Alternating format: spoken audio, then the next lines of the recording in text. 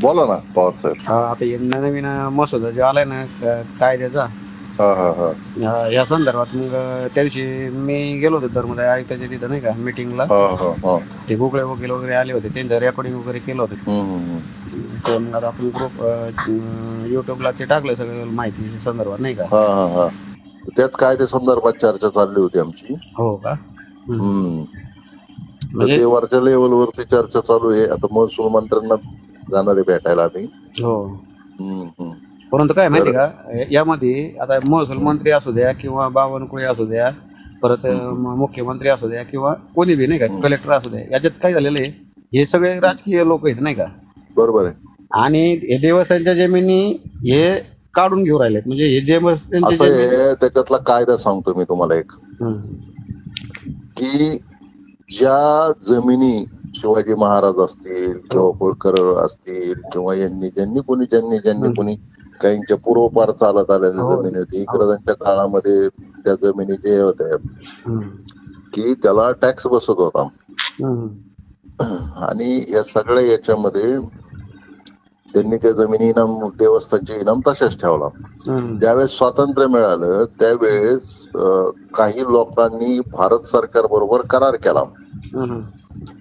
की भारत सरकार बरोबर करार असा केला की ह्या ज्या जमिनी किंवा हे जे आहेत आम्ही याला काही आम्ही हात लावणार नाही, असं भारत सरकारने हम्म. त्याच काही लोकांना ठराविक, सगळ्यांकडे कागदपत्र अवेलेबल नाही पण या लोकांना हे हम्म. दिलेलं आहे की भारत सरकार जरी आता आलेलं आहे तरी हम्म. पूर्वपार चालत आलेल्या ज्या तुमच्या धार्मिक या आहेत गोष्टी, हम्म.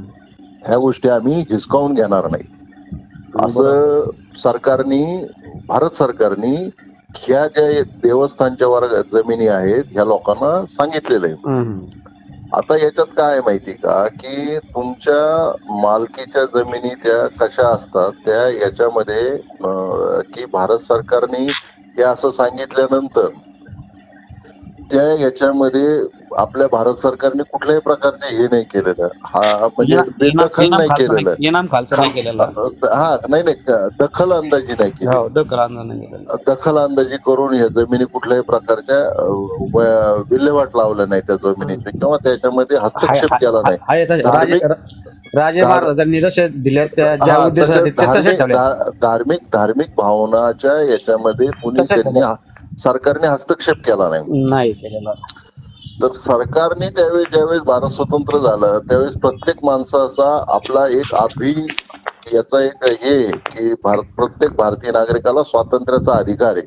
हम्म. आणि तुम्ही तो स्वातंत्र्याचा अधिकार जसा एखाद्याचा कायदा करून असा बदलू नाही शकत. बरोबर आहे. सुप्रीम कोर्टाने सांगितलेलं आहे की तुमच्या ज्या धार्मिक गोष्टी चालत आलेल्या आहेत समजा, त्याकरता ज्या गोष्टी उद्देशाने ज्या केलेल्या आहेत त्या बाबतीमध्ये तुम्ही अशा कुठल्याही प्रकारचं हस्तक्षेप कुणी सरकारने करू नये, अशा पद्धतीने एक निकाल दिलेला आहे. हो. अभिव्यक्ती स्वातंत्र्याचा त्यांनी गाळा घोटू नये बॉस कुणी हा. सरकारने 25 प्रत्येक माणसाच्या 25 आर्टिकल काहीतरी 25 आहे हा नाही.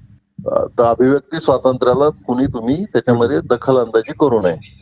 आता या अभिव्यक्ती स्वातंत्र्य आणि भारत सरकारने जो करार केला होता की ज्या करारामध्ये जे उद्दिष्ट दिलेले आहेत त्याच्यामध्ये की ते तुम्ही मंदिराच्या याच्यामध्ये जमिनीमध्ये तुम्ही ते ठेवू शकता. आता पुढे काय झालं, कायदे बदलत गेले. मध्यंतरी इंदिरा गांधी आली, सिलिंगचा कायदा झाला, मध्यंतरी काय झालं, कुलकर्णी वतन, पाटील वतन हे खालचं झालं, महार वतन खालचं झालं, हे सगळे वतन खालचं केलं सरकारने. आणि त्याच्यानंतर हे वतन खालचं केल्यानंतर सरकारने देवस्थानी इनामाला हात याच्याकरता नाही लावला की कायदा याचा वेगळा आहे, याच्यामध्ये लोक ऑब्जेक्शन घेऊ शकतात आणि राजकीय नेते सुद्धा त्याच्यामध्ये हे करू शकतात. आता याच्यात काय झालंय, मी आता कोणाचं नाव पर्टिक्युलरली घेण्याच्या आधी तुम्हाला हे नाव तुम्ही घेतलेलं आहे, त्याच्यापेक्षाही काही लोक जे आहेत की इथं मी महसूल मंत्री राधाकृष्ण विखे पाटील होतो त्यावेळेस आम्ही आमच्या 2-3 संघटनाच्या वतीने आम्ही भेटायला गेलो होतो त्यांना.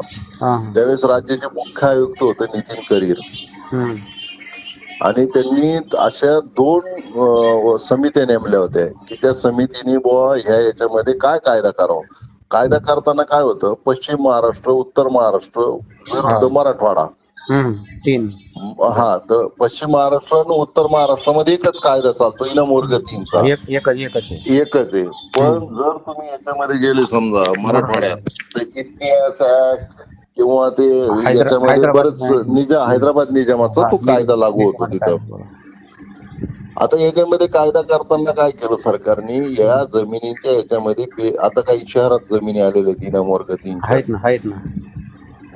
तर त्या जमिनीची किंमत झाली करोडो रुपये, कोट्यवधी रुपये किंमत झालेली आहे. बरोबर आहे.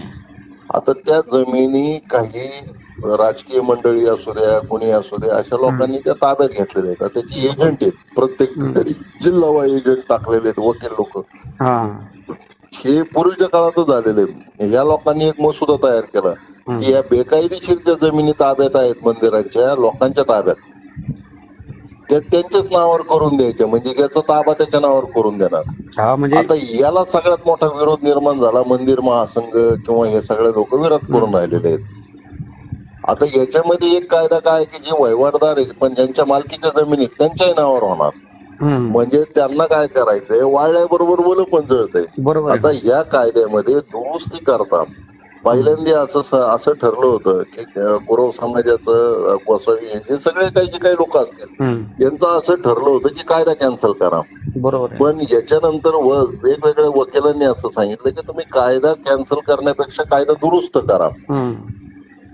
तुम्हाला जर एखाद्या बेकायदेशीररित्या ज्यांनी जमिनी ताब्यात घेतलेल्या आहेत, असे खूप लोक आहेत की ज्याच्या जमिनी ताब्यात आहेत, आता त्यांना गरज निर्माण झाली. आता हे एवढे मोठे मोठे लोक आहेत की आपण नाव घेणं उचित नाही. यांच्या विरोधात आहे ना कोणताही गुरव समाज लढू शकत नाही. हा, नाही, गुरव समाज लढू शकत नाही आणि कुणी नाही लढू शकत.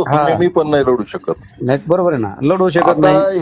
कायदा करायचा आहे तो काही गुरव समाजाकडे तोंडाकडे बघून कायदा होतोय का? बिलकुल नाही, चुकीचं आहे. नाही, कायदा सरकार करतोय तो कायदा हा ह्या लोकांकरता करतोय की ज्या लोकांकडे शहरातल्या बेकायदेशीररित्या ताब्यात असलेल्या करोडो रुपयाच्या जमिनी आहेत त्याच्याकरता सरकार कायदा करतायत. तर मंदिर महासंघ किंवा जे काही इतर जे काही आहेत हे लोक काय म्हणतात की त्यांना जमिनी ह्या गेल्या नाही पाहिजे, बरोबर आहे, दिल्या गेल्या नाही पाहिजे. मग तुम्ही काही करा त्याच्या मग तुम्हाला जर द्यायचे असेल तर त्या जमिनीच्या व्हॅल्युएशन नुसार तुम्ही ते मंदिराचे ते पैसे ट्रस्टला भरा आणि तिथेच खरी गोष्टी सुरू होती. आपण ते व्हॅल्युएशन नुसार, आता त्यांनी शहरी भागातले त्यांनी तर हे केले, परंतु व्हॅल्युएशन नुसार शासकीय व्हॅल्युएशन त्याच्यामध्ये कमी आहे, परंतु बाजार मूल्य कसं आहे, आता समजा काही ठिकाणी 30 लाख रुपये एकर चालू आहे जमीन, शासनाचं मूल्य किती आहे, 2 लाख रुपये 3 लाख रुपये त्या जमिनीचं, नाही का? मग त्या 3 लाखाच्या 10% तुम्हाला दिले, 30,000 रुपये एकरी दिले, तर 30,000 रुपये एकरीने तुम्ही त्या त्रयस्थ व्यक्तीच्या नावावर जमिनी शासन करून देणार, नाही का? सगळी गोष्ट अशी आहे. याच्यामध्ये काय झालं, काही लोक म्हणले पण ट्रस्टच्या याच्यात पैसे जमा करा, काही लोक काय म्हणले की बा त्या जमिनी बिलकुल आम्हाला द्यायच्या नाहीत. आता काही मंत्र्यांकडे जर सगळ्या म्हणजे काँग्रेसच्या असू द्या, भाजपच्या असू द्या, सेनेच्या असू द्या, यांच्याकडे 100 सव्वा एकर जमिनी आहे. हो, आता काय माहितीये का, बरं का, आता शासनाने एक शासनाकडून एक हे करायला पाहिजे की एक शोधपत्रिका म्हणा किंवा काही, नाही का, की देवस्थानच्या ह्या जमिनी म्हणजे जे वंश परंपरा ज्यांना इनाम आहे ना पुजाऱ्यांना, त्यांच्या व्यतिरिक्त या जमिनी किती खाजगी लोकांच्या नावावर ताब्यात जमिनीत आहे, या जमिनी शोधपत्रिका सरकार कशाला काढल, म्हणजे ते लोकांना लक्ष देईन की नाही, ते लक्षात कसं आहे, कोणताही नेता कोणाच्या नावावर जमिनी घेत नसतो, स्वतःच्या नावावर जमिनी घेत नसतो. नाही, बरोबर आहे, अलग लक्षात, त्याच्यात ते पक्की येते. आता या जमिनीच्या अनुषंगाने कोट्यवधी रुपये काही लोकांनी जमा केलेले आहेत. जे पूर्वीचे महसूल आयुक्त होते किंवा जे गोष्टी ज्या आहेत त्यांनी कोट्यवधी रुपये त्या अशा लोकांकडून गोळा केलेले आहेत, जे 50 कोटी 100 कोटी 500 कोटी अशी रक्कम जमा होऊन काही ठराविक लोकांकडे जमा झालेल्या आहेत. त्यात जमा झालेल्या रक्कम कुठं जाणार, हा मोठा खेळ आहे हा, बरोबर आहे. आणि याच्यामध्ये तुम्ही ना मी फार सामान्य आहेत हो, आणि एवढे मोठे लोक आणि एवढे करोडो रुपयाच्या ट्रान्झॅक्शनच्या याच्यामध्ये की ते मग आता आपण तुम्ही मी याच्यामध्ये काय करू शकतो बा. तर याच्यामध्ये सरकारला फक्त एकच हरकती दाखल करणं गरजेचं आहे की या कायद्यामध्ये दुरुस्ती करा. आता तोच विषय चालला की कायद्यामध्ये दुरुस्ती करण्याकरता सरकारला सगळेजण विनंती करण्याकरता जाणार आहेत परत. कायदा रद्द करा म्हणून चालले होते. आता कायदा दुरुस्ती करण्याकरता निर्णय झाला सगळ्यांचा. आता आपण- हे अशा घटना चालल्यामुळं विषय असा आहे की ह्या शेवटी हे लोक काही जरी झालं ना, हे लोक ह्या जमिनी ताब्यात घेतल्याशिवाय राहत नसतात. यांनी खूप पैसे जमा केलेले आहेत. बरोबर आहे. त्याच्यामध्ये तुम्ही ज्यांचे नाव घेतले ते सगळे इन्व्हॉल्ड आहेत. नाही मला कोणाचं नाव नाही घ्यायचं, पण नाही, तुम्हाला बरोबर आहे. सांगायचं म्हणजे की याच्यामध्ये खूप सगळ्या लोकांची नावं घेतलेले आहेत. खूप सगळ्या गोष्टी आहेत त्याच्यामध्ये. फार महसूल आयुक्तापर्यंत हे सगळे पैसे जमा झालेले आहेत. त्या समिती त्यांच्याकडे पैसे जमा झालेले आहेत. आणि करायचा कायदा कोणाला? गुरव समाजाला किंवा ज्यांच्याकडे जमीन त्यांना नाही कायदा करायचा. त्यांना नाही करायचा. जे बाकीच्या लोकांसाठी त्यांनी ते कनिष्ठ हे दाखवलंय ना, म्हणजे मूळ कुळ समजा ज्यांना इनाम आहे ते मूळ कुळ झाले नाही का. परंतु त्या जमिनीला सुद्धा कुळ, आता इनाम वर्ग 3 ला आहे ना, कुळाचं तर मॅटर वेगळंच आहे. पण बेकायदेशीर ताबा घेतलेले जे लोक आहेत ना, ते बी भरपूर आहे ना. कुळ आहेत ना, ग्रामीण भागात मांडवगण सारख्या ठिकाणी समजा एखाद्या जमिनीला कुळ लागला आहे, किंवा एखाद्या समजा कर्जत तालुक्यातल्या जामखेड याच्यातल्या जमिनीला एखाद्या जमिनीला कुळ लागला, तो प्रश्न लय किरकोळ आहे. त्या जमिनीची व्हॅल्यू आणि शहरातल्या जमिनीची व्हॅल्यू आणि एखाद्या पर्यटन ठिकाणी असलेल्या जमिनीची व्हॅल्यू ही खूप मोठी आहे. आणि त्याच्यामुळं अशा कायद्याला आपण आता ते विषय जे आहे ना, ते गोगळे वकिलांनी जे म्हणजे आपले धर्मदाय आयुक्तामध्ये जे परिसंवाद होता ना कायद्या संदर्भात, तर त्यावेळेस त्यांनी तिथं ते सांगितलं की जे समजा त्यांच्या म्हणण्यातून आलं की समजा एखाद्या जमिनी दिवसाच्या जमिनीवर समजा त्रयस्थ व्यक्तीने हे केलं असेल, ताबा मिळवला असेल नाही का, अतिक्रमण केलं असेल, आणि त्याने जर तिथं बंगला वगैरे बांधलाय, त्या जमिनीची डेव्हलप केली, विहीर पाडली, पाईपलाईन केली आणि एकदम जमीन डेव्हलप करून टाकली, मग अशा वेळेस त्या व्यक्तीला तिथून बेदखल करणं योग्य वाटणार नाही शासनाला नाही का. तर मग अशा वेळेस काय करायचं, ते इकडून ते बाजार मूल्याच्या रेडीने करूनुसार जे दर ठरण, त्याची जी काही रक्कम ठरण 10%, 20% नाही का, ते भरायला तयार आहेत ना आता. मग त्याचं म्हणणं ते झालं ना, म्हणजे ज्यांनी बेकायदेशीर ताबा घेतलाय त्यांना ते जमिनी मिळणार नाही का. आणि ते बाजार मूल्याच्या जमिनीचं 20-30 लाख रुपये व्हॅल्यू बाजार मूल्य चालू असेल, परंतु शासनाचं रेडी करते 3 लाख असेल, 3 लाखाचं 10% म्हणलं तर 30,000 रुपये ते एकराने ते बेकायदेशीर ताबा घेतलेल्या माणसाला ते तेवढ्या रकमेत पैसे देते आणि ते 30,000 रुपयांनी पैसे देवस्थानला जमा करते. मग त्या देवस्थानचा फायदा काय? बरोबर का नाही. म्हणजे असं आहे याच्यामध्ये. आणि मुळात म्हणजे इनाम वर्गाला आहे ना कुळ लागत नाही. पण यांनी काय केलं, मुद्दा कुठं सुरू होतो यांचा जो कायद्याच्या विरोधात जे लोकांची लढाई आहे ना, ती इथूनच सुरुवात होती. तेच ना मग, की ज्या वेळेस तुम्ही सरकारने त्या लोकांबरोबर करार केले होते,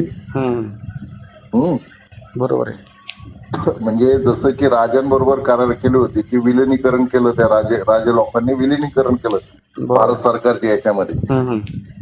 करार केलेला आहे लोकांबरोबर करार केलाय सरकारने की बुवा आम्ही या जमिनी जे आहेत ते हे करू, हे म्हणजे कुळ लागू देणार नाही जमिनीला. बरोबर आहे. कायदाच तसा केलेला आहे. मग कायदा तसा केला तर आता तुम्ही कायदा बदलता का? कायदा तसा असून त्यात आहे ना, ते संगमनेरच्या तिकडे जे गाव आहे बरं का, तर तिथले एका पुजारीने सांगितलं त्यांची 30-40 एकर जमीन रोड हायवे टच आहे, पण ती इनाम वर्ग 3 ची आहे, त्याला कुळ लागत नाही. परंतु तिथं ते धनगर समाजाचे जे काही लोक आहेत शेतकरी, त्यांनी ते जमीन कसतेत आणि ते जवळजवळ त्याला 50 लोक आहेत की त्या लोकांनी त्या जमिनीला कुळ लावलाय आणि त्यांच्या देवस्थानच्या उतार्यावर ते 50 लोकांची नावं येतात नाही का. मग आता त्या जमिनी त्या लोकांना मिळणार का? बेकायदेशीर झालेलं आहे ना. लोकांच्या लढाई, लोकांचं रणगाणं काय आहे, किंवा तुम्हाला याचा काहीच विषय नका घेऊ तुम्ही की आमच्या जमिनीला कुळ लागला किंवा काय, हे कुळ मान्यच करायला तयार नाहीत ना. तेच ना मग हे लोक सर्वोच्च न्यायालयात जातील कायद्याच्या विरोधामध्ये. नाही हे ना जावंच लागेल. आणि ह्याच्यात मला काय माहिती, आता हे कुळांच्या नावावर करण्यापेक्षा कायद्यात दुरुस्त करताना समजा आता या इनाम वर्ग 3च्या जमिनीत याला म्हणजे कोणत्याच्या सरकारी योजना लागू होत नाही का? पीक विमा हा, निघत ते नाही. माहिती आहे, ते सगळं माहिती आहे, त्यांना पण माहिती आहे, सरकारला माहिती हा आहे ना, ते नाही सगळं. म्हणजे ही फॅसिलिटी त्यांनी या देवस्थान इनाम जमिनीला लागू करायला पाहिजे शासनाने, इनाम खालचं न करता, नाही का? आणि समजा आता आता असं आहे बा, तुम्हाला मी 2 गोष्टीच सांगतो. काय, सरकारने जो कायदा आणला आणि काही जरी हरकती घेतली, हम्म, सरकारने जरी ठरवलेलंच असेल की ह्या पद्धतीने करायचं, हम्म, कारण त्याच्यात कोणाचे न कोणाचे हितसंबंध गुंतलेले आहेत. हम्म. म्हणजे विरोधी पार्टी जे बसलेले आहेत त्यांचे पण सगळे हितसंबंध सगळे गुंतलेले सगळे आहेत. सगळे सगळे सगळे सगळे एकच इथे. ते सगळे एकमताने हा निर्णय घेणारे आहेत. हम्म, तिथं फक्त कायद्यात काही दुरुस्ती होऊ शकतील का याच्याबरोबर चर्चा चालू आहे आता. हा, मग तुम्ही विचार करा की इथं ह्या अशा पद्धतीने जर एवढ्या मोठ्या प्रमाणामध्ये सगळ्यांचे हितसंबंध गुंतलेले आहेत, पार खाली पार नगर जिल्ह्याच्या एखाद्या वकिलापासून हम्म, तर ते थेट मुंबईपर्यंत, हम्म, जर आयुक्तापर्यंत, महसूल आयुक्तापर्यंत जर हितसंबंध कोणाचे गुंतलेले असतील, हम्म. तर त्या ठिकाणी तुम्ही मी ह्या गोष्टी किती जरी त्यांच्यापाशी डोकं हे केलं, सांगितलं किंवा आर्ग्युमेंट केलं, तर ते ऐकणार नाहीत. बरोबर आहे. मी त्यांना यांना या संघटनेना कायदेशीर लढत द्यावा लागेल त्यांना हा, यांच्या त्याला विरोधात कायदेशीर मार्ग उपलब्ध करण्यासंदर्भात चर्चा चालली. हो. दुसरी गोष्ट, त्याच्यामध्ये एक कायदा, असं कायद्याचे जे त्यांनी महसूल मंत्र्यांनी जे टाकलेलं आहे की महसूल अधिकाऱ्यांच्या खाली हे वरती प्रकरण जाणार नाही, हम्म. त्याला कोर्टात जाण्याची मुभा मागतायत ती, आणि जी ते त्याच्या मार्गाने कोर्टात जाणारच. नाही जाणार ते पण या कायद्यात काय केलं की कोर्टात अपील करता येणार नाही म्हणून सांगितलं, नाही का? कायद्याच्या याच्यात, नाही का? म्हणजे हा, मग ते अपील करण्याकरता लोक सर्वोच्च न्यायालयात जाऊन हा कायदा, सर्वोच्च न्यायालयात लोक जाऊन हा कायदा काही लोक कॅन्सल करण्याच्या मागे आहेत. नाही करावंच लागेल ना तो. आणि कारण काही लोकांचे जर त्यांना समोरच्याला फायदा जर मोठ्या प्रमाणात असेल आणि ज्याची स्वतःची जमीन असेल, तो जर उघडा नागडा होत असेल, बरोबर तर तो त्याच्या शेवटच्या याच्यामध्ये तो तर लढाई लढणारच ना. हो, समजा नाही, तुम्ही तुमच्यावर अन्याय झाला तर तुम्ही ते कुठंतरी कोर्टात मागणारच ना या नाही गोष्टी. नाही, परंतु हे ना काय झालं आता, हे जे अन्याय होणारे जे वर्ग, तो गरीब झाला आहे. गरीब आहे, आणि गरीब आहे. जो लुटणारा वर्ग आहे तो पैशावाला तो झालेला फार आहे. मोठा प्रचंड श्रीमंत वर्ग आहे. म्हणजे आपण त्याचं समतोल म्हणजे तोलायचं म्हणलं ना, तर अन्याय करणाऱ्यांची पारड, अन्याय सहन करणारे पारड खाली जाऊ राहिले आणि अन्याय करणारे पारड वरती कलियुग आहे, कलियुग आहे. आता हा. याच्यामध्ये काय माहितीये का, देवाने काही बुद्धी दिली तरच या गोष्टी होणार हा, आहेत. नाही आता हे देवाच्या आता पण मला एक असं मुद्दा हे करायचा आहे की समजा आपले इथले पुजारी इथे समजा गडीवर त्यांच्या नावावर ते जमिनी करून दिल्या, परंतु असे काही पुजारी आहेत की ते समजा रेडीने करते 10% रक्कम जी आहे ना, ती बी शासनाला भरून. आता एखाद्या माणसाकडे जर 100 एकर जमीन आहे समजा गडीवर, नाही का? आपल्या एका पुजारी नाही भरू शकत ते पैसे. 100 एकर जमीन आहे, त्याला जर समजा एकरी जर 1 लाख रुपये भरायला शासनाने सांगितले, नाही भरू शकत. त्याला 1 कोटी रुपये भरून ते नावावर करून घ्यावं लागेल. आणि इनाम जर खालचं झाल्यानंतर गाईडलाईन देईन सरकार त्यांना की 6 महिन्यात तुम्ही ते तुमच्या नावावर रेडीने कर भरा आणि तुमच्या नावावर जमिनी करून घ्या. नाहीतर मग ते नाहीतर त्या जमिनी शासन जमा होतील. बरोबर आहे. मग तुम्ही सांगा 6 महिन्यात ते माणूस 1 कोटी रुपये आणून कधी भरू शकतो त्याचे? म्हणजे तिथं नाही भरू शकत. मग मी एका पुजाऱ्यासंग चर्चा केल्यानंतर ते काय म्हणला की आपल्याला आधी एक गिराईक बघावं लागेल जमीन विकायला, आणि त्याच्याकडून ते तेवढे 1 कोटी रुपये आपल्याला ते घेऊन शासनाला भरायचे, आणि आपल्या नावावर जमीन झाल्यानंतर त्याला सरकारला तेच पाहिजे, जमीन विकायची. म्हणजे ज्या पुजाऱ्यांकडे आपण म्हणतो ना राहीन जमीन, तर ती त्यांना विकून नावावर केल्याशिवाय पर्याय नाही. म्हणजे ती जमीन बी विकली जाते, आणि ह्या तर लाटलेल्या ज्या जमीन आहेत त्या तर जातीतच, परंतु ज्या शिल्लक राहतात ते बी त्या पुजाऱ्यांना विकावं लागतं नावावर झाल्यानंतर. अशी गमत आहे. आणि मग परिस्थिती आहे तशी. म्हणजे मग मला काय म्हणायचंय, जर शासनाने समजा की यांना फक्त महसूल जे अधिनियम आहे, समजा महाराष्ट्र महसूल अधिनियम आहे, ह्यो जर इनाम वर्गाला लागू केला तर त्यांना या पुजाऱ्यांना त्या जमिनी डेव्हलप करण्याचा अधिकार मिळेल. आणि समजा मालकी हक्क दिला समजा पुजाऱ्यांना गडीवर, तर त्यांना मालकी हक्क दिल्यानंतर त्यांना जमीन महसूल अधिनियम लागू झाल्यानंतर, परंतु देवस्थानचं नाव इतर हक्कात ठेवायला पाहिजे शासनाने, जेणेकरून ह्या इतर हक्कात देवस्थानचं नाव असल्यामुळं ह्या पुजाऱ्यांना त्या जमिनी विकण्याचा अधिकार राहणार नाही. आणि त्यांना जमीन महाराष्ट्र जमीन महसूल अधिनियम सुद्धा लागू होईल. त्यांना जे विहीर पाडता येईल, विमा काढता येईल, जे नुकसान होईल त्यांना ती ही करता येईल. आता बऱ्याचशा जमीन अशा आहेत की जी राहते तिथं ती काही डेव्हलप करू शकत नाही, पाईपलाईन करू काय शकत नाही, करणार वीज आहे तुम्ही पुरवठा सांगा ना. आता मांडवगणलाच अशा जमिनी आहेत हा. बऱ्याचशा की ज्याच्यामध्ये त्या जमिनी पावसाच्या आधारे शेती करायची हो म्हणल्यानंतर हो आपण जे त्या जमिनीत पेरू ते पैसे सुद्धा आपल्याला रिटर्न भेटत नाही. हम्म मग ते खरं आहे पुजाऱ्यांनी ते. जगायचं कसं, नाही का? आणि असं त्यांनी असं गंभीर कसा प्रपंच चालवायचा असा असं प्रश्न सगळंच घोटाळा आहे. नाही म्हणजे काय झालंय ह्या बा सामाजिक जाणीव असण्याचा प्रकार तुम्ही कायदा कसाही करा काही करा हम्म, सगळ्या गोष्टी तुमच्या मान्य आहेत मला. पण हे जे लोक करणारे जे आहेत ह्या गोष्टी हम्म. त्यांना ह्या गोष्टी मोकळ्या करून पाहिजेत. नाही, ते बरोबर आहे मोकळ्या ना. करून काय पाहिजे त्यांना इनामोर्ग एकच्या जमिनी जर तुमच्या यांच्याकडे जरी दिल्या नावावरती तर तो त्याच्या नावावर तर काही करू शकत नाही. बरोबर आहे ना. म्हणजे साधारणतः काय माहिती का फॅक्ट अशी की तो जर पैसे एवढे भरू शकत नाही म्हणजे पर्याय काय झालं. विकण्याशिवाय पर्याय नाही त्याला. हा असं आहे. आणि समजा या आता सगळ्या गोष्टीचा कायदा जो आहे ना याच्यामध्ये दुरुस्ती करण्याकरता सगळ्यांची मागणी की तुम्ही कायदा करायचा ना करा. तुम्ही एक तर कधी नवत लागले कायदा करायला बरोबर करा. आहे. पण त्या कायद्यामध्ये निदान आम्हाला कोणाला असं वाटतंय की कोणाला जमीन विकायची कोणाची इच्छा नाही जमीन नाही विकायची. ना, विकायची नाही, परंतु आज पण आज तुम्ही त्याच्या नाईलाजाने विकायला फॅसिलिटी लागतात ना. तुम्हाला फॅसिलिटी कर्ज भानगडी शेतीचं कर्ज मिळायला लागलं पाईपलाईनचे कर्ज कोण मिळायला लागलं कोण विकल सांगा विहिरीचं ना. अनुदान मिळायला लागलं कोण कशाला कोण जमीन कोण विकल. जमीन विकते तेव्हा? हा त्याला जर 2 पैसे उत्पन्न मिळायला लागलं तर तो कशाला जमीन विकल. माझा साधा सोपा प्रश्न आहे. हा, परंतु आता हे काय होते माहिती का, आता समजा देवस्थानच्या जमिनी आहेत ह्या बरं का. पण तुम्ही त्याच्या बोकांडी महसूल अधिकारी जर बसवला तर तो पैसे खायलाच मोकळा झाला. तेच ना, मग आता म्हणजे ते सुद्धा नाही पाहिजे. महसूल अधिकाऱ्याला अधिकार द्यायलाच नाही पाहिजे तुम्ही कुठलेच याच्यामध्ये या संदर्भामध्ये.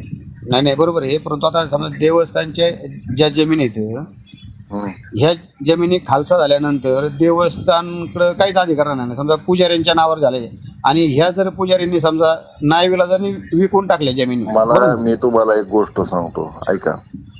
या कायद्याचा दुरुपयोग पण कसा आहे की समजा एखादा गुरव समाजाचा एखादा माणूस आहे तो एका मारुती मंदिराला पाणी घालतोय बरोबर आहे. बरोबर आहे. आज त्याच्या जमिनीत काही काही निघत आहे आणि उद्या जर त्याला तो देशोधडी लागला तर त्या आजपर्यंत देवाची जी सेवा या लोकांनी केलेली आहे ती सेवा करायला ते तिथे उभी राहतील का. ती देशोधडी लागले म्हणजे मारुती गेला आणि सगळंच गेलं धर्म गेला. म्हणजे तुम्ही एक प्रकारचं हिंदू धर्माचं म्हणायचं आणि एकीकडे हिंदू धर्माच्या याच्यानुसारच तुमचं जर मंदिर गावात पूजा करायला माणूस नाही राहिला तर तुमचं पूजा कोण करणार मंदिराची. नाही, मग तेच ना. मग आता समजा इनाम खालसा झाला, वंश परंपरा खंडित झाली पुजाऱ्यांची बरं का. आता काही ठिकाणी ट्रस्ट वेगळे आहेत आणि पुजाऱ्यांचे फक्त पुजारी म्हणून येतात वंश परंपरा करते. आता हे इनाम खालसा झाल्यानंतर त्या पुजाऱ्याच्या नावावर जमीन घडीभर झाली, त्या पुजाऱ्यांनी ती जमीन विकून टाकली बरोबर नाही. आता हे जे विश्वस्त मंडळ आहे समजा देवस्थान ट्रस्ट आहे, हे ट्रस्ट त्याला तिथून मंदिरातून काढू शकते. ते म्हणते तुझं वंश परंपरा संपलेली आहे, तुला शासनाने देवस्थानची जमीन दिली, आता तुझा या मंदिरात काय अधिकार राहिला नाही. आम्ही देवापुढे जे दान दक्षिणा येईल ती आम्ही ट्रस्टी जमा करणार, तुला आम्ही महिन्यानी पगारावर तुला ठेवू, तुला पगारावर पूजा करता येत असली तर कर, तुला नसली करता येत तू जा, आम्ही नवीन पुजारी नेमू शकतो पगारावर. बरोबर आहे, तसं होऊ शकतं ना पुढं. बरोबर आहे. म्हणजे उद्या जमीन जाईन पुजाऱ्यांना मंदिरात घुसकून दिल्यानंतर ते जेरोजी रोटी बी जाईन, जमीन बी जाईन, सगळं म्हणजे हे सगळे उघड्यावर पडतील नाही का.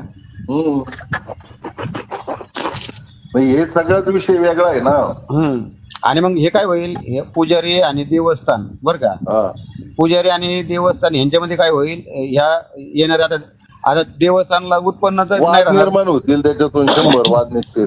देवापुढं गुरुवांना पुजाऱ्यांना जे ताटामध्ये 10-5 रुपये दान दक्षिणा लोक देतात याच्यावर त्या पुजाऱ्यांचा उदरनिर्वाह चालतो बरोबर नाही. बरोबर आहे. पण जर ट्रस्टीने त्या ताटावर जर डोळा ठेवला की हे ताटातलं उत्पन्न आम्ही घेणार आणि तुला आम्ही पगारावर ठेवणार, तर ह्यो म्हणू शकत नाही मी वंश परंपरा करते, कारण ह्याचं इनाम खालचं झालेलं वंश परंपरा संपलेली आहे, उद्या पुजाऱ्याला काढून टाकू शकतात ते. बरोबर. आणि मग ह्याच्यात काय होणार, पुजारी आणि विश्वस्त मंडळ यांच्यात वाद. मी काय सांगतो तुम्हाला, पुजारी गेला की देव गेला. ऐका ना, मग पुजारी आणि विश्वस्त मंडळ मला एक सांगा, त्यांनी जमीन विकली एका पुजारीने, ऐका, पुजारीने जमीन विकली, विश्वस्ताने काढलं नाही काही नाही, ते पुजारीने जमीन विकली, समजा जे काही त्याला 10-20 लाख 25 लाख रुपये 50 लाख रुपये भेटले ते त्या मांडोगणमध्ये किंवा एखाद्या खेड्यापाड्यात राशीन सारख्या ठिकाणी किंवा राशीन पण नाही समजा एखाद्या छोट्याशा गावामध्ये तो राहीलच कशाला? नाही नाही, मग असं सुद्धा आहे ना, आता मी तो राहील कशाला? तो म्हणून माझ्या पोरांच्या भवितव्याकरता मी चाललो शहरात बरं विस्थापित का, होऊन. मग मी काय सांगतोय, मी आता काही काही पुजाऱ्या काही ह्या लोकांशी बोललो ना, हम्म. तर त्यांचं म्हणणं असं आलं की जायना गेलं तर म्हणले आपल्याला जेवढे भेटल ना तेवढे घेऊ, आपण तेवढे विकू, आपल्याला ते पैसे देणं, आपण ते पैसे घेऊन निघून जाऊ, आपल्याला काय घेणं नाही. हा, मग तुम्हाला त्यांना त्या तुम्ही त्यावेळेस पूजा करा. नाही नाही त्या गावातल्या विश्वस्तांनी, आता विश्वस्त कधी स्वतः जाऊन पूजा करत नाही, कोणी जरी असलं किंवा कोणाच्या ताब्यात जरी कोणीच असलं. नाही करत आहो.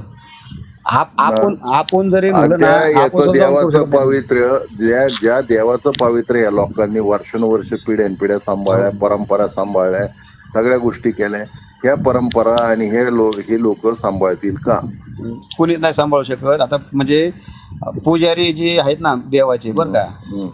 या पुजाऱ्यांना देवाचे जे पुजारी आहेत ना, यांना त्या देवाची आई मातृतुल्य ही आहे, पदवी आहे, की म्हणजे हे पुजारी त्या देवाची जी आई ज्या लहान मुलाची बाळाची जशी सेवा करते ना, तशी हा पुजारी त्या देवाची मातृतुल्य सेवा करतो. म्हणून तो त्या देवापेक्षा देवाची आई म्हणा, नाही का, आईच्या भूमिकेत ते पुजारी तिथं असतो त्या मंदिरामध्ये. आणि ती आईची भूमिका ते जे पुजारी जो पार पाडतो तो त्रयस्थ कोणीही व्यक्ती पाडू शकत नाही. म्हणजे त्या देवाची आई म्हणून ते गणला जातो पुजारी तिथं, नाही का. त्याला तेवढा अधिकार आहे, म्हणजे आईचा अधिकार आहे त्या पुजाऱ्याला त्या देवावरती, नाही का. म्हणजे पुजारी त्या देवाची आई समजायची आपण गडीभर, नाही का. असं ते मग हे सगळं खंडित होऊ राहिले, नाही का, खंडित होईल. आणि मग काय होईल, हे पुजारी आणि विश्वस्त, बरं का, म्हणजे ट्रस्टी यांच्यामध्ये वादावादी चालू होईल. हे वाद चालू झाल्यानंतर हे शासनाकडे वाद जातील, नाही का. आणि शासनाकडे हे वाद गेल्यानंतर शासन काय करेल, डायरेक्ट प्रशासक आणून ते टाकल. लक्षात घ्या. शासनाला काय करायचंय हा मुद्दा पण लक्षात घ्या. शासनाला काय करायचंय की शासनाला पण मंदिरातले जे येणारे पैसे आहेत ना, ते पण शासनाला पाहिजे, त्याच्यावरच पाहिजे. आता हे जे आहे ना, हे शासनाचं काय आहे, पुजारी आणि विश्वस्त यांच्यात वाद लावणार, याच्यात वाद लावल्यानंतर तिथं प्रशासक आणून बसवणार. प्रशासक आल्यानंतर त्या मग ते देव विश्वस्त मंडळ विश्वस्त पण बाजूला राहिले आणि पुजारी बाजूला राहिले. ते झाले मध्ये सरकार आलं.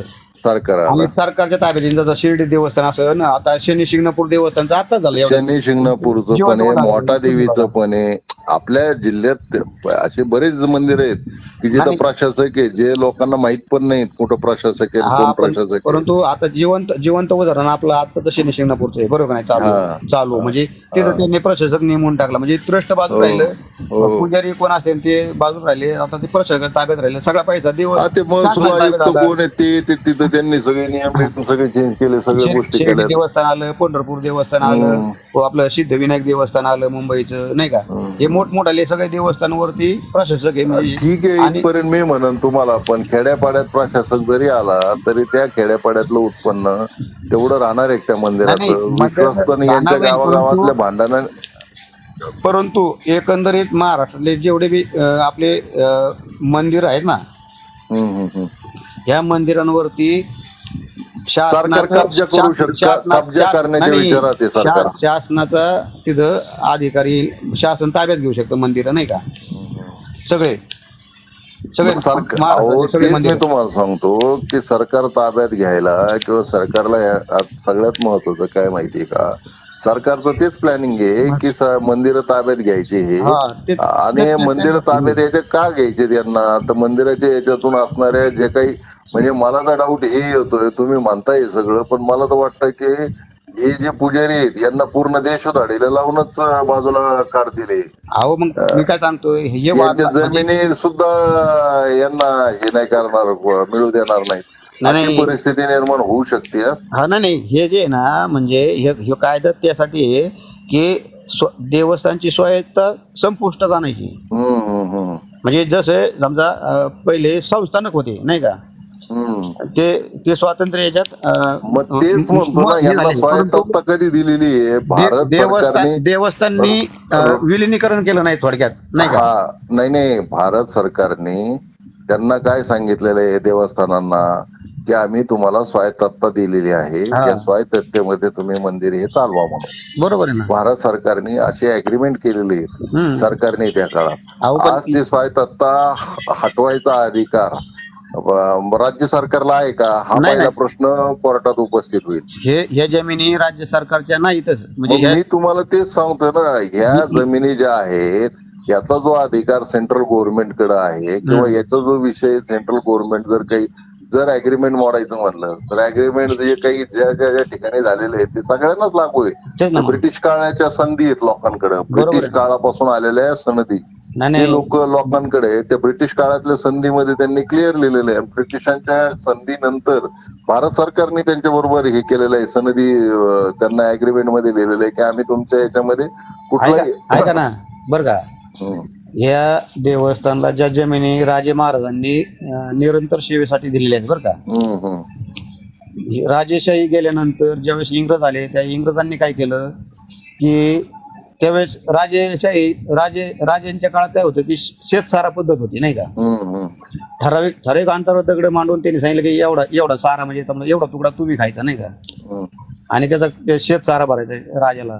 परंतु राजेशाही गेल्यानंतर इंग्रज आल्यानंतर इंग्रजांनी ज्यावेळेस कर वसूल करायचा शेतकऱ्यांकडून त्यावेळेस त्यांच्या लक्षात आलं की हे जे शेतसारा आहे आणि हे जी पद्धत होती राजाची ही थोडीशी किचकट होती. मग त्यांनी सुटसुटीत करण्यासाठी इंग्रजांनी काय केलं, सर्व जमिनींचं मोजमाप केलं. समजा 10x10ची जमीन तुम्ही कसताय बरोबर नाही, तर इंग्रजांनी काय केलं, तुमच्या 10x10च्या जमिनीचं मोजमाप केलं, किती एकर आहे किती गुंठे आहे तर ते मोजमाप केलं आणि तुम्ही कसतात ना म्हणून तुमचं नाव त्या उतार्यावरती लावून तुम्हाला सर्वे नंबर दिला. 1930 साली इंग्रजांनी तुम्हाला सर्वे नंबर दिला, तुम्हाला ती जमीन तुमच्या नावावर टाकून दिली आणि ती जमीन तुम्ही कसायला लागले. परंतु ज्यावेळेस इंग्रज सर्वे करत असताना ज्यांना कळलं की समजा देवस्थानच्या जमिनी त्याला राजांनी शेतसारा माफ केला होता, त्याच्याकडून शेतसारा घेत नव्हते. मग इंग्रजांच्या असं लक्षात आलं की ह्या काही जमिनी आहेत ह्या देवस्थानला राजे महाराजांनी दिलेले धार्मिक भावना लोकांच्या दुखवतील म्हणून इंग्रजांनी ते शेतसारा घेतला नाही याच्याकडून जमिनींकडून. इंग्रजांनी काय केलं, मग त्यांना कळलं की राजांनी याचा शेतसारा या जमिनींचा कर माफ केलेला ह्या लोकांचं नाही का, देवाची सेवा करणाऱ्या लोकांचे नाही का. मग इंग्रजांनी काय केलं, इंग्रजांनी सुद्धा त्याचा शेतसारा माफ केला बरं का. इंग्रजांनी सुद्धा त्या जमिनीवरची शेतसारा आकारला नाही, फक्त त्यांनी काय केलं, नाम मात्र म्हणून आहे ना जुडी आकारली. म्हणजे समजा शेतसाराचा समजा 100 रुपये असेल तर नाही म्हणून यांनी 1 रुपया त्यांच्याकडून घेतला जुडी म्हणून नाही का, म्हणजे नाही म्हणून घ्यायचा नाही का, असे इंग्रजांनी ते जुडी म्हणून तिथं ते गोळा करण्याचं सुरू केलं. 1 रुपया नाही का नाममात्र. मग तुम्ही सांगा, जो हिंदू राजांनी हिंदूंसाठी ज्या देवस्थानसाठी जमिनी दिल्यात ह्या जमिनी इंग्रज तर बाहेरचे होते ना, मग त्यांनी त्या देवस्थानच्या जमिनी काढून नाही घेतल्या, उलट त्यांनी आहे तीच पद्धत दिली, त्यांना शेतसारा सुद्धा माफ केला, फक्त नामात्र जुडे आकारले त्यांच्यावरती. मग त्या इंग्रजांनी सुद्धा त्या जमिनी खालसा केल्या नाही. आज आपलं हिंदुत्ववादी सरकार आहे, हे हिंदुत्ववादी सरकार हिंदूंच्या जमिनीवरती आता डोळा ठेवून ते खालसा करून राहिले नाही का. हा, मग आता काय झालं, मधल्या काळामध्ये इंदिरा गांधीचा कायदा आला होता, सिलिंग कायदा आला होता, त्याच्यानंतर कुळ कायदा आला होता. या कायद्यामध्ये सुद्धा लोकांनी काय केलं, या जुडी जी आहे याच्या एक मध्यंतरी कायदा असा आला होता की जुडीच्या 28 पट रक्कम भरली, म्हणजे जुडी नॉमिनल जे आहे त्याच्या 28 पट जमिनी रक्कम भरून त्या जमिनी तुमच्या नावावर करता येत होत्या. पण ह्या सगळ्या मंदिरातल्या यांनी सेवाभावी आपल्याला वृत्ती ठेवायची आणि ह्या सेवाभावी वृत्तीमध्ये इंदिरा गांधी असू नाही तर नेहरू असू यांच्यावरती मंदिरवाल्यांचा विश्वासच नव्हता मुळात पहिल्यापासून. तर यांनी काय केलं, ते म्हणले हे जरी सरकारने इंदिरा गांधीने असा कायदा काढला की 28 पट रक्कम भरून तुम्हाला ती जमीन खाजगी करता येईल, 1960 साली 60 ते 70 सालाची गोष्ट ही, अशा वेळेस तो कायदा आलेला होता. तर ह्या सगळे जेवढे जे पुजारी किंवा हे जे लोक आहेत हे म्हणले की या सरकारवरती विश्वास न ठेवता आपण जे इनाम वर्ग 3चे जे जमिनी आहेत किंवा मराठवाड्यामध्ये जो काही इतिहास ऍक्ट किंवा जो काही कायदा आहे त्याच्यानुसार त्यांनी त्या जमिनी इनामामध्येच तशाच ठेवल्या, त्याला कुळ लागत नाही, आपल्या जमिनी अशाच आणि आपल्याला मंदिरात सेवा करायची हिशोबाने त्यांनी हे ठेवलं. म्हणजे यांची नीतिमत्ता चांगली लोकांची की त्यांनी त्या जमिनी खालसा करून विकून निघून नाही गेले. म्हणजे इंदिरा गांधीला हे वाटत होतं की हिंदू धर्माच्या याच्यामध्ये यांचं वर्चस्व नको मंदिरवाल्यांचा, कारण हे आपल्या विरोधात कधी न कधी उभे राहतील बरोबर. आणि हिंदुत्ववादी पार्टी आणतील किंवा हिंदुत्ववादी सरकार आणतील किंवा हिंदुत्ववादी, कारण इंदिरा गांधी किंवा पंडित नेहरू किंवा हे जे काँग्रेसच्या सरकारने लांगुल चालन ज्यांचं केलं, पाकिस्तान किंवा बांगलादेश किंवा अशा ज्या काही घटना केल्या त्यांनी, की अशा गोष्टी केल्या किंवा महात्मा गांधीच्या काळामध्ये बरेचसे पैसे यांना दिले, पाकिस्तानला दिले, तर हे जे मंदिरवाल्यांनी आहे यांनी धर्म टिकवण्याकरता आणि ह्या सगळ्या गोष्टी काहीतरी असल्या तर त्या ह्याच्यामध्ये त्यांनी त्यांचं सगळं आयुष्य त्या शेत जमिनीच्या याच्यावरती काय मिळालं होतं, त्या 1960-70 साली लोक अर्ध मोठे राहून यांनी मंदिराची सेवा केली मग काय गुरव समाजाने. यांना तर त्यावेळेस जमिनी खालचं करून यांना विकून मोकळे होऊन निघून जाता येत होतं. बरोबर ते आहे. तर शहरात कधीच निघून गेले असते. नाही नाही, पण आता त्यांना ज्या राजे महाराजांनी दिल्या म्हणजे 200-300 तुम्हाला वर्षापूर्वी आज त्यांचे पैसे दिसतात, पण मागच्या 4 पिढ्या जे आहेत, 4 पिढ्यात कोणत्या गावामध्ये आणि कोणत्या मंदिरामध्ये पैसे येत होते? सध्या आपण म्हणजे आता पुजाऱ्यांच्या याच्यात संदर्भात आणि देवस्थान पुजाऱ्यांच्या याच्यामध्ये काय माहितीये का, आता सध्या पुजाऱ्यांच्या हातात काही नाही आणि कोणाच्याच हातात काही नाही. नाही नाही, बरोबर आहे ना. आता ज्याच्या हातात लाठी त्याची म्हैस, अशी गंमत झालेली केली सरकारने. याच्यामध्ये भयंकर मोठा हा कायदा जो आहे ना, यांनी ग्रामीण जीवनामध्ये उलथापालथ होईल, शहरापासून ग्रामीण पर्यंत. पण हा इफेक्ट जो आहे ना, ही एखाद्या सरकार पडल येईल तुमच्या माहिती करतो सांगतो. हे जर या होईल ना, पण ते लोकांनी नाही लोक याच्यामध्ये काही गप्प नाही नाही ऐका, लोक काही गप्प बसून नाही ना, ते पण सरकारने काय म्हणलं की बुवा आम्ही, हे सगळे लोक गेले होते तिथं, लोक म्हणले मग काय, फडणवीस डायरेक्ट म्हणले कायदा कॅन्सल करून टाकू का? नाही करावंच लागेल त्यांना. आणि त्याच्यात फक्त काय आहे, त्याच्यामध्ये फक्त एकच येते की ह्या लोकांना ज्या जमिनी एक गोष्ट सगळ्यात महत्वाची काय, आता जो निर्णय घेणार नाही याच्यात कोणाचे हात गुंतलेले नाहीत तर फडणवीसचे आहेत. बाकी मी कोणाच्या बद्दल काही सांगू शकत नाही, मला माहितीये, पण मी नाही बोलणार, बोलण्यासारखा विषय नाही. बरोबर आहे. कोणाकडे किती काय काही नाही, काही विषय सगळ्या मोठमोठ्या लोकांची नावं घेण्यात आपली ताकद नाही तेवढी, असा विषय. आणि काय आहे की म्हणजे एवढ्या राजकीय लोक गुरफटले त्या जमिनींमध्ये की त्यांना हे जे मंदिराचं जोखड आहे ना, हे पडलेलं इनामोर गतींचं किंवा मराठवाड्यातल्या जमिनीचं, यांना हे काढून फेकायचंय बाहेर. बरोबर आहे. आता हे ज्या जमिनी किंवा हे जे व्यवहार केलेले आहेत हे सगळे त्यांचे कार्यकर्ते ते फसून बसल्यासारखे झालेले आहेत. ते त्यांचं डोकं दाबीत आहेत, सगळ्या आमदार मंत्र्यांचं याचं त्याचं. ते याच्यामधून विषय काय करायचा आहे हा सरकार पुढं सगळ्यात मोठा पेच आहे. काही जरी केलं, इतक्या संघटना इतके विषय आहेत, काही जरी सरकार म्हणलं करायचं तरी सरकारला एक तर हे लोक गप्प बसू देणार नाहीत, की जे आता विरोध करणारे आहेत आणि आतून ज्यांना कायदा करायचे आहेत हे यांच्यापेक्षा जास्त लोकसंख्या आहे त्यांची. बरोबर आहे ना, वाटतं तुम्हाला, पण याच्यापेक्षा जास्त लोकसंख्या जे छुपे आहेत, ज्यांना त्यांचं नाव बाहेर नाही काढायचं, येऊ द्यायचं नाही. बरोबर. पण तुम्हाला काय वाटतं, ते काय हरकती घेणार नाहीत? नाही हरकती, परंतु हरकती घेते. आता काय समजा 500 हरकती मंदिराच्या याच्यामध्ये संदर्भातल्या हिताने आले तरी 1000 हरकती त्यांच्या येतील की बुवा की हा जो कायदा आहे हा पूर्ण करा म्हणून. बरोबर आहे ना, लक्षात आलं का? नाही हा आपल्या सोबत त्यांच्या सुद्धा हरकती येऊ शकतात आणि ते कायद्याच्या बाजूने हरकती देऊ शकतात, नाही का? असं आहे. आणि ते कायदा ते करणारच का, समजा काहीतरी करून. आपल्या ज्या हरकती पुजाऱ्यांच्या आहेत, काल काय झालं, एक मोठे नेते होते याच्या संघटनेच्या बाजूने लढणारे एक मोठे नेते होते पुण्यातले, ज्यांचं पूर्ण मुख्यमंत्री इकडे तिकडे त्यांची बैठक हे चालू असतात किंवा या संदर्भात त्यांनी सह्याद्रीवरती भेट पण घेतली. आता विषय काय झाला की त्यांना एक कायद्यातलं एक पैलू सांगितलं आमच्या एका मोठ्या वकिलांनी की बाबा हा कायदा अशा पद्धतीने तुमच्या पूर्ण विरोधात पण नाहीये.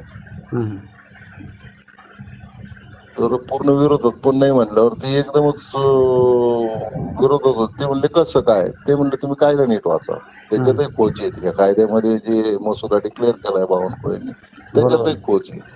तर ते याच्यामध्ये ज्यावेळेस समोर दिसलं गेलं की अरे नाही याच्यामध्ये तर असं पण आहे ना असं पण आहे. आता याच्यातलं काय माहितीये का की समजा एक XYZ कायदा दुरुस्ती करायची. समजा गुरव समाजाचा माणूस आहे, त्याला उत्पन्न काही नाही, त्याची आज आर्थिक परिस्थिती केवळ गरिबीची ती मंदिरामुळे आहे. मंदिरामुळे तो आणि ते याच्यामुळे जो सेवा करतो त्याला उत्पन्न नाही, काही नाही, शेतीत मार्ग नाही, काही नाही, काही ह्या गोष्टीमुळे सरकारमुळे तो आज हे दाबल्या गेलेला आहे. आता याच्यामध्ये काय आहे की जर त्याची जमीन त्याला पूर्ण मिळाली, कसायला मिळाली, त्याला बँकेचं लोन मिळालं, त्याला हे बरोबर तुम्ही म्हणे त्याला विक्री करण्याला बंदी घाला, जसं तुम्ही म्हणता इतर हक्कात अधिकार ठेवा मग देवाचे. बरोबर आहे ना. तर असं जरी केलं हम्म. तरी हे लोकांना मान्य नाही ना. नाही बरोबर पण आहे ना. तेच ना मग. म्हणजे पण ज्यांना म्हणजे आता म्हणजे हे फायदा तर कोणाचा होणार आहे? पुजाऱ्यांच्या फायद्याचा कायदा होणार आहे की देवस्थान इतर हक्कात देवस्थानचं नाव देवाचं नाव आल्यानंतर ते विकू शकत नाही. ते नाही विकली नाही तर ती जमीन त्यांना ऍग्री आहे ना, पण तोटा कोणाला होईल? तोटा हे म्हणजे जे भामटे लोक जे आहेत त्या लोकांना बेकायदेशीर आहेत त्यांना त्यांचा तोटा होणार नाही का? बेकायदेशीर वाले मग तेच हटवायचेत ना आपल्याला, बेकायदेशीर हटवायचेत ना, पण ते शासन हटवणार नाही असं आहे नाही का? हा, आणि कायदा त्यांच्यासाठी हो राहिला म्हणल्यानंतर म्हणजे नाही का म्हणजे ते तुम्हाला काय मान्य वाटतं, करणार नाही. गुरव समाजाकरता कायदा होतोय का? बिलकुल नाही नाही. नाही नाही नाही गुरव ते समाजाने, मी गुरव समाजाच्या 2-3 लोकांना म्हणलो तुमच्याकरता कायदा नाही हा. तेच ना मग. हा. आणि त्याची सत्यप्रत आम्ही जेव्हा एखाद्याला दाखवलं की बुवा एका जणाच्या याच्यामध्ये 137 जण, एका विरोध 137 जण आहेत, म्हणलो तिथं तुम्ही काय करणार आहे? मग काय सरकार म्हणते या 137 जणांच्या आम्ही बाजूने जाणार आहे. बरोबर आहे. तुला एकट्याला काय होणार? तू एकटा किती लढणार? नाही नाही मग ते त्यांचं जे त्यांचे हेतू ते असेल तर ते त्या पद्धतीने चालणार तुम्ही सांगितलं तसं नाही. खरं आहे. बरोबर आहे नाही. आता याला एकच पर्याय आहे बरं का, फक्त न्यायालयाकडून थांबू शकतो. जसं वक्फ बोर्डाच्या विरोधात त्यांनी कायदा केला होता न्यायालयात लोक जाणार आहेत आणि वक्फ बोर्डावाल्यांनी ज्यावेळेस न्यायालयात गेले त्या टायमाला ते वक्फ बोर्डाच्या विरोधात जो कायदा होता आपला मोदी सरकारने तयार केलेला, त्याला न्यायालयाने स्थगिती दिली ना. तसंच यायला बी देऊ शकतात ना उद्या. काय झालंय तामिळनाडू सरकारने, तामिळनाडूमध्ये काय झालंय, इतर जे लोक आहेत म्हणजे ख्रिश्चन किंवा मुस्लिम ही पॉप्युलेशन तामिळनाडूमध्ये जास्त आहे. त्याचं कारण असं की इंग्रज मशिनरी आल्या तिथं समुद्राच्या कडेकडेने, त्यांनी काय केलं की ख्रिश्चन आणि हा धर्म वाढला गेला मुस्लिम. तिथं काय केलं सरकारने, त्या मंदिराचे सगळे पैसे घेतले तामिळनाडूने सरकारने. त्या मंदिरांचे जे मोठमोठे, सगळ्यात मोठे मंदिर तिथे रामेश्वर मंदिर झालं. तुमच्या माहिती करता सांगतो, रामेश्वर मंदिरातला पुजारी महाराष्ट्रातला आहे. तुम्हाला माहिती आहे का रामेश्वर? लोकांनाही माहितच नाही काय ते, मी सांगतो तुम्हाला 2 मिनिटात. रामेश्वर मंदिरातला पुजारी महाराष्ट्रीयन आहे, कन्याकुमारी मंदिरातला पुजारी महाराष्ट्रीयन आहे. असे तिथले जेवढे मोठमोठे मंदिर आहेत तिथले पुजारी सगळे महाराष्ट्रीयन आहेत. इव्हन त्यात चेन्नईमध्ये सुद्धा महाराष्ट्रीयन पुजारी. त्याचं कारण असं आहे की रामेश्वर पासून जो कर्नाटक पासून थेट रायगड पर्यंत किंवा कल्याण पर्यंत जो सुभा होता, तो ते जे राज्य होतं ते शिवाजी महाराजांच्या ताब्यात होतं. आणि शिवाजी महाराजांनी ह्या म्हणजे तुम्ही जर आंध्र प्रदेशमध्ये गेले तर आंध्र प्रदेशच्या मल्लिकार्जुन म्हणून जे शिवलिंग आहे तिथं 12 ज्योतिर्लिंगापैकी, त्या मल्लिकार्जुनच्या तिथं शिवाजी महाराजांचा मोठा पुतळा दिसेल तुम्हाला.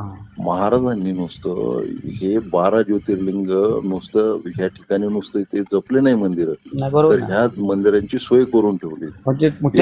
मी फिरायला गेलो होतो. ऐका ना, म्हणजे समजा रामेश्वर पर्यंत जे शिवाजी महाराज साम्राज्य होतं तामिळनाडूमध्ये तिकडे, म्हणजे तिथले जे मंदिर होते त्या मंदिराची सुद्धा म्हणजे पूजा अर्चेची विश्वस्त व्यवस्था त्यावेळेस महाराजांनी केलेली आज सुद्धा चालू आहे. लोकांना अजून माहितच नाही कुठे आहे. तुम्हाला सांगतो, कावेरीचं जिथं उगमस्थान आहे ना, कावेरीचं उगमस्थान, त्या कावेरीच्या उगमस्थान जिथं आहे तिथं मी गेलो होतो. तिथला पुजारी कोकणातून नेऊन बसवलाय महाराजांनी. बघा मग, आता त्या ठिकाणी लोकांना हे पण माहित नाही की त्या तामिळनाडूमध्ये, तंजावरमध्ये किंवा याच्यामध्ये त्या प्रत्येक ठिकाणी तसं महाराजांनी नुसतं तिथंच नाही बसवले. महाराजांनी काशीच्या मंदिराला जसं अहिल्याबाईंनी घाट बांधले, मंदिर बांधून दिलं. तुम्हाला काय वाटतं हिंदू धर्मीयाच्या बाबतीत गयाला, तुम्हाला सांगतो काशीमध्ये आज जर हे केलं, गणना केली तर कमीत कमी 50,000 ते 1,00,000 पर्यंत महाराष्ट्रीयन लोक तिथं राहतात. ते कधी गेलेले आहेत मग ते. आहे ना, जेवढं मराठा साम्राज्य होतं तिथं ते सगळे लोक जुने हा. आज बी आहेत. म्हणजे मराठा साम्राज्य नव्हतं तिथली सुद्धा व्यवस्था महाराजांनी त्या काळात लावून दिलेली होती. लावून दिलेली. पुढे ते अहिल्याबाईंनी त्यांनी लावून दिलेले. हो. चोरटी सोमनाथ अहिल्याबाईंना बांधायचं काय कारण होतं मंदिर? नाही, काशीचं मंदिर म्हणजे अहिल्याबाईंना बांधायचं काय कारण म्हणजे होतं? भारतभरातले जेवढे जे मुस्लिम साम्राज्यांनी जे आपले हिंदू नुकसान केलं मंदिरांचं त्याची नुकसान केलं भरपाई ते मराठ्यांनी केली. अहिल्यादेवीने बी सगळ्यात जास्त जीर्णोद्धार मंदिरांचे केलेले आहेत, नाही का? म्हणजे पुनर्निर्माण केलंय मग मंदिरांचे. यांना काय करायची गरज होती? तेच ना मग. इंदूर पासले मंदिर असू द्या, तिथले घाट असू द्या, तिथलं हे असू द्या, माहेश्वर म्हणून ठिकाण आहे त्यांचं राजधानीचं, माहेश्वर म्हणून तिथले बरोबर आहे. घाट असू द्या, किंवा उज्जैनचं मंदिर असू द्या, किंवा ओंकारेश्वरचं मंदिर असू द्या, सगळ्या मंदिरांमध्ये सोय सुविधा दिवाबत्ती पासून पूजा अर्चेपर्यंत सोय केली ती अहिल्याबाई होळकर, खाली शिवाजी महाराजांनी म्हणजे यांनी ज्या सोयी केलेल्या आहेत, पेशव्यांनी सुद्धा केल्या, पेशव्यांनी सुद्धा सोयी केलेल्या आहेत. ह्या ज्या सोयी केलेत ना. केलेल्या आहेत हे येडे म्हणून यांनी केलेले आहेत का मग काय? 500,000 वर्षापूर्वी? आज तुम्ही त्या तामिळनाडूच्या याच्यात मंदिरातली जी सोय केली, महाराजांनी बांधकामापासून सगळं केलंय तिकडं. मल्लिकार्जुन आंध्र प्रदेशमध्ये महाराजांनी केलंय आणि सगळीकडे बांधकामं केले, सगळीकडे मंदिरं बांधले, मंदिराचे याला पैसे दिले, सगळीकडे माणसं ठेवले. तर ही काही त्यांनी दूरदृष्टी काहीतरी असेल ना त्यांची. बरोबर आहे ना. त्या याच्यामध्ये धर्म टिकावा, हिंदू धर्म टिकावा म्हणून त्यांनी रामेश्वर पासून पार याच्यापर्यंत लोक गेले आपले केदारनाथ पर्यंत. याचं कारण हेच होतं की इथले मंदिर जर संस्कृती संपली तर आपण संपू. बरोबर आहे ना. म्हणजे त्यावेळेस जवळजवळ म्हणजे 80% देशावरती आपलं हिंदू साम्राज्य स्थापन झालं मुस्लिम राजवटीच्या विरोधात. म्हणजे आहे का नाही? 80% आज 1.5 लाख देशावरती लोक तंजावर मध्ये 1.5 लाख लोक महाराष्ट्रीयन लोक राहतात. होळकरांबरोबर जे गेलेले आहेत ते 3.5 लाख ते 5 लाख लोक महाराष्ट्रीयन इंदूर मध्ये राहतात. आता त्यांच्या सोयरिकी होतात. ऐका, नुसतं तेच नाही तर त्या ग्वाल्हेरमध्ये जवळपास 2.5 लाख ते 3 लाख शिंदे निवडून येतात, तिथं सुद्धा लोक राहतात महाराष्ट्रीयन. हे लोक राहत आहेत, हे लोक तिथं का गेलेले आहेत? लढाईला याला त्याला गेलेले आहेत, त्या ठिकाणी मंदिरांच्या संरक्षणाला गेलेले आहेत. म्हणून परकीय आक्रमणापासून एवढे मंदिरं टिकले म्हणून देव टिकले, देवाचं म्हणून धर्म टिकला आणि साधू संतांनी ते फुलवलं आपल्या महाराष्ट्रामध्ये. आणि याच्यावरच घालायचं असं सरकारला तर याच्यापेक्षा कोणतं बाबरांनी काय केलं त्या कोण म्हणतं ते येणे ते म्हणजे त्यांनी केलं समजा, परंतु ते मुस्लिम होते. परंतु ते आपण समजू, ते मुस्लिम होते, त्यांनी आपल्यावर आक्रमण केलं आपण समजू शकतो, नाही का? त्यांचा धर्म वेगळा आहे, आपला धर्म वेगळा आहे. परंतु सरकारचा धर्म आपला बी धर्म घे ना. तुम्ही हिंदू सरकार म्हणतात आणि हिंदूंच्याच याच्यावरती तुम्ही घाला घालता. तुम्हाला काय पाहिजे? हे तामिळनाडू सरकारने केलं, त्याला सर्वोच्च न्यायालयाने सांगितलं की तुम्हाला ह्या मंदिरातले पैसे घेता येणार नाहीत. बरोबर आहे. तुम्ही कोणाच्या प्रथा, परंपरा, रूढी त्या तुम्ही बंद करू शकत नाहीत. पण आज जर महाराष्ट्रातून एवढं सैन्य घेऊन हजारो सरदार लोक गेले, तामिळनाडूमध्ये गेले, केरळमध्ये गेले, त्यांनी त्या मंदिरांचं सौंदर्य खुलवलं, तिथं दान धर्म केले, तिथं त्यांनी ते मंदिराचं वाढवलं, काम बनवलं, ते मंदिरांचे संरक्षण केलं. आज म्हणून ते साऊथ मधले सगळे मंदिर टिकले. औरंगजेब सुद्धा काही करू शकला नाही त्याच्याकरता. आज एवढं जर हे सगळ्या गोष्टी केल्या या लोकांनी पूर्वीच्या, आणि तुम्ही काय करताय? फक्त पैसा करता, त्या जमिनी करता, तुम्ही यांना उघड करताय. मुळात आधीच त्यांची परिस्थिती गरिबीची झाली. नाही, पण हे फक्त आपल्या महाराष्ट्रामध्ये समजा हे फक्त जमिनी देवस्थान जमिनी येते, पण ते पद्मनाभ सारख्या देवस्थान सारखं जर सोनं नाणं हिरे माणिक मोती जर आपल्या देवस्थानकडे असतं, यांनी काय केलं असतं आतापर्यंत? काय केलं असतं?